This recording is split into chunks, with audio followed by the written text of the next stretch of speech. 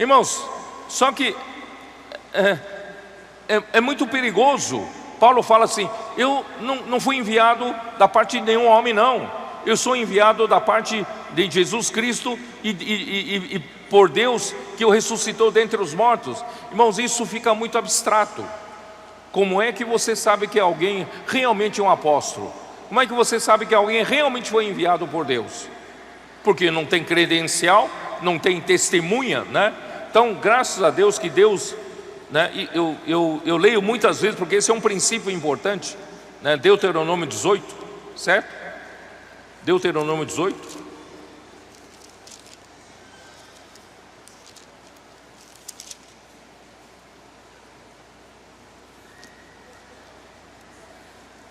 Vocês suportam a minha repetição nesses pontos?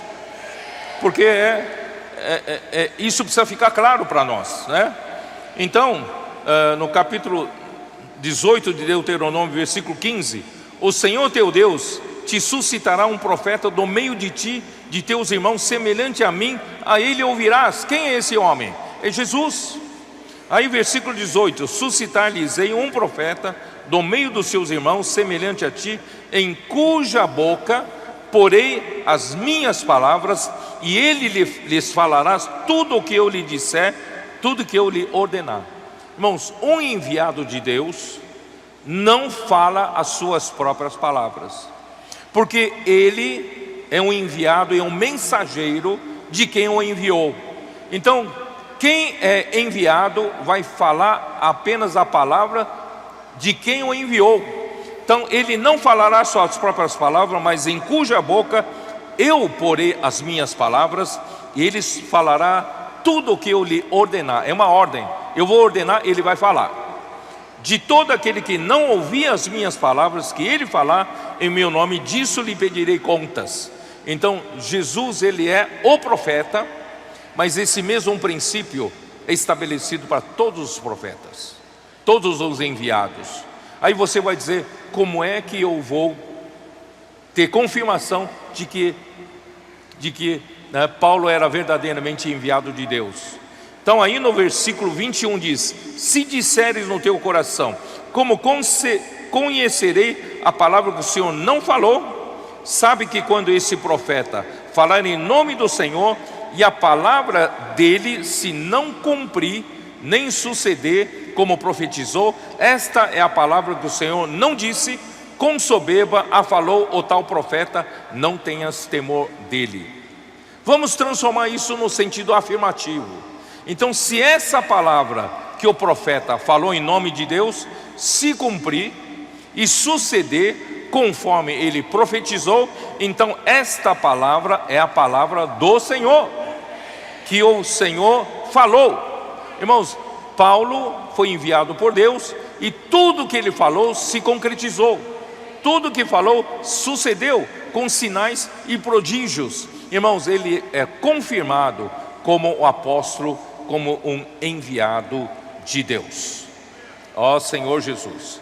E o nosso Senhor Jesus, irmãos, aqui na terra, ele sofreu muito com isso.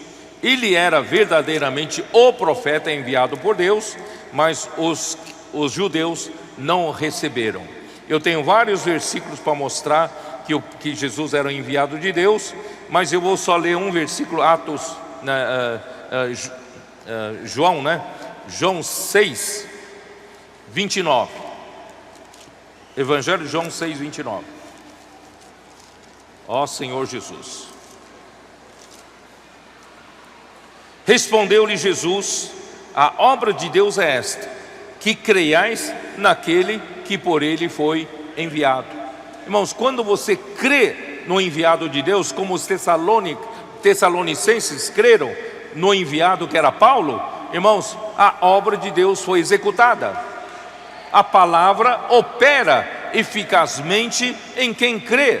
Então a obra de Deus é feita quando você crê no enviado de Deus. Então não vamos cair nessa, né? Vamos crer no enviado de Deus, e Paulo era um dos enviados de Deus.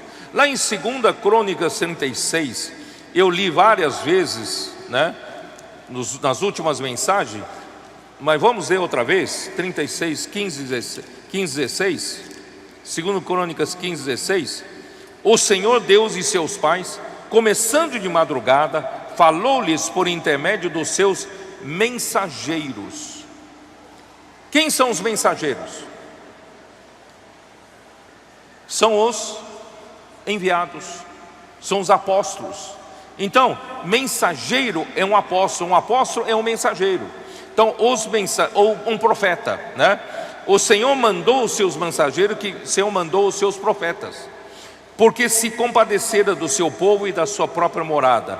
Eles, porém, o povo de Deus, de Judá, zombavam dos mensageiros, zombavam de quem trazia a mensagem de Deus, e desprezavam as palavras de Deus, e eles ridicularizavam os seus profetas, até que subiu a ira do Senhor contra o seu povo, e não houve remédio algum.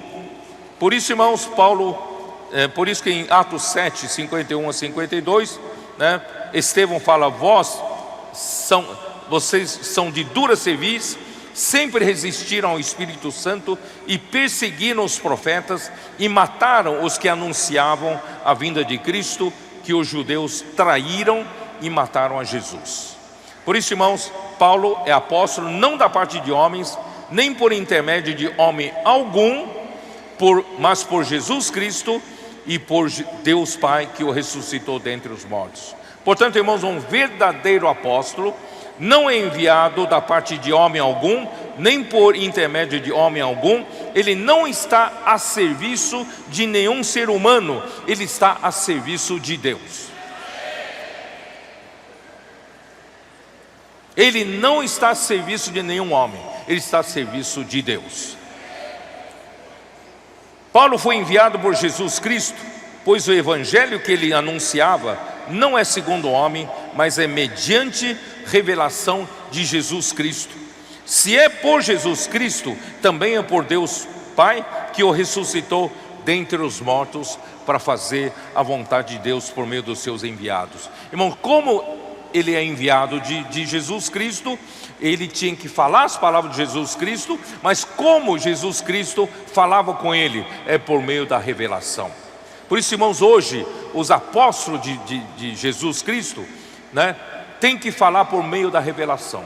Se Deus não revelar, irmãos, o homem não pode falar por si próprio. Então esse é o princípio, né? Então o conceito da época era de que Cristo havia enviado apenas 12 apóstolos e ninguém mais era apóstolo. Parecia que no conceito da época somente os 12 eram apóstolos, não haveria mais apóstolo. Mas, irmãos, Paulo afirmando que ser apóstolo é uma grande libertação para nós.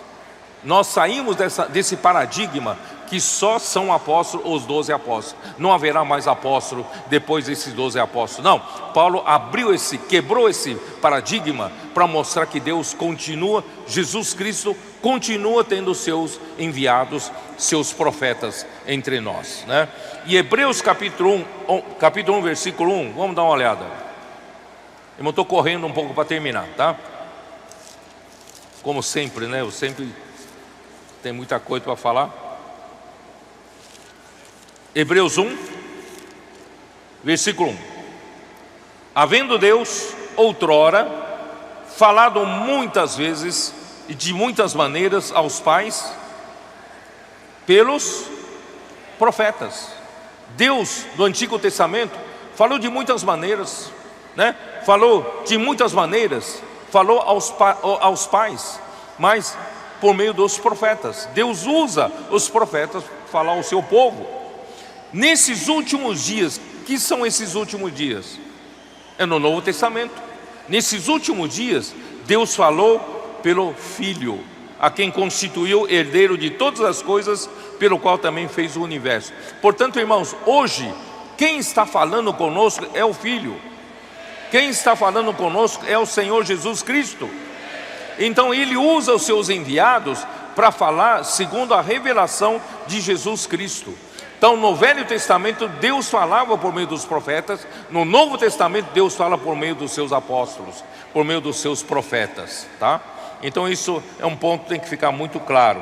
se Paulo não era apóstolo da parte de homens, como provar que realmente ele era enviado de Deus? Eu já falei, Deuteronômio 18, né?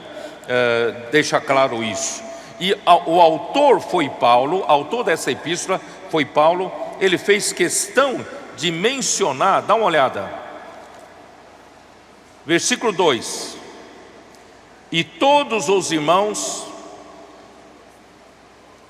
né? Paulo, apóstolo, e todos os irmãos, meus companheiros, as igrejas da Galácia. Porque ele cita os irmãos que escreveram juntamente com ele essa epístola? Mostra que esses mesmos companheiros que estavam com Paulo estavam muito preocupados com a situação da Galácia, situação das igrejas da Galácia, tá?